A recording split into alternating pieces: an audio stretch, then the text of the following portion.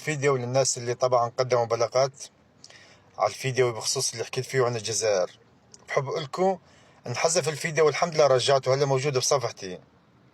انتو يا انذال عن جد النذالة دارسين بالجامعات، انتو بتقاروا من كلمة اسمها الجزائر، كل ما احكي عن الجزائر بتقدموا بلاغات على فيديوي.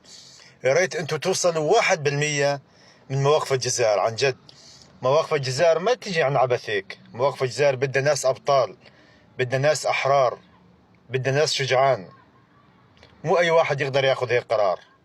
قرار الجزائر نابع من حس وطني، من حس وطني جزائري نابع قرارهم، مش عن عبث. ولك انتو اذا بدكم تشخوا، انتو بدكم اذن من امريكا.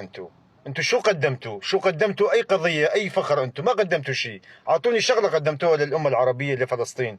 انتو بس بالمواقع بتسبوا الجزائر على الواقع. عن جد. ولكن النساء عندها موقف احسن منكم انتو. تحيه للجزائر.